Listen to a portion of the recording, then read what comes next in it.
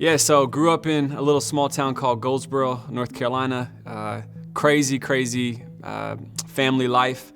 My real dad, when I was early on, he was in prison. He got in a bunch of crazy stuff, and so he spent most of his life in prison, so I didn't really have a great relationship with him. And my mom was married a few times, and a lot of those dudes were crazy dysfunction, every kind of abuse you can think of in our house, it was there. Growing up in that environment, it was rough. You know, I spent a lot of years just trying to find purpose. By the time I, was junior, senior year of high school, I was getting heavy into drugs, starting to sell drugs. I thought I was a little gangster, carry around a pistol with me. Before you know it, graduate high school, and my ex-girlfriend, she ends up getting pregnant. And when we were faced with that reality, we ended up deciding we're gonna do an abortion. And I was already at a very dark place there, but that really sent me off the edge. For like 6 months, I could not get my hand on enough drugs, enough drinking. I ended up homeless because I was so strung out. And I was like, I'm done, I'm gonna take my life. And I drank like a fifth in an hour, I popped like 30 pills. I blacked out. And I don't know if I thought that was it or what happened, but I remember laying outside of my car door was open, and I'm laying like face down in my throw up. I broke down.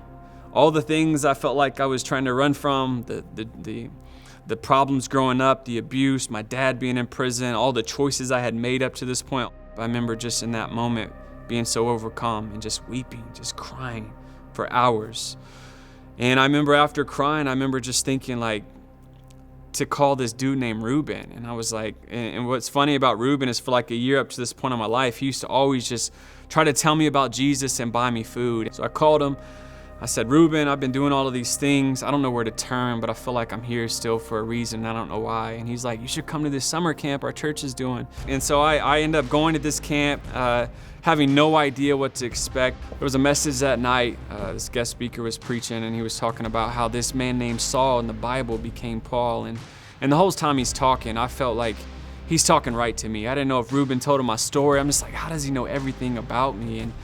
And the whole time he kept talking about this man named Jesus and how he offers forgiveness, and he offers a new way of life, and he offers peace, and he offers hope. And so I like run forward to this altar, and he doesn't even tell us to do this, but I just get on my knees and I just start asking forgiveness for all these choices I made. And I remember saying a prayer after that. I don't even know what I prayed. It just was something from my heart of like, Jesus, I want to live for you. I want this life. I want to turn away from all those things, and I really want new life in you. And it was a game changer. It was like every salvation, death to life. I walked away from that camp a changed man.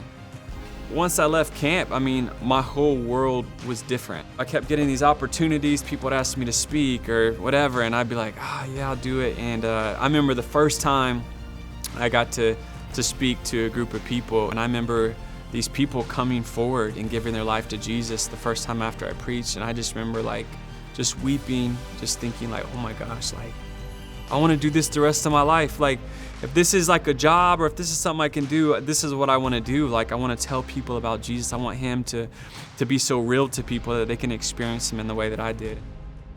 Before Jesus, I was broken.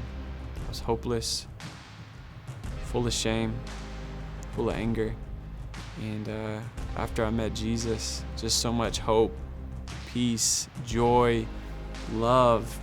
If God can do it in my heart and in my life, he can do it in yours. And I would just tell you, don't give up. You are here for a purpose. You're here for a reason.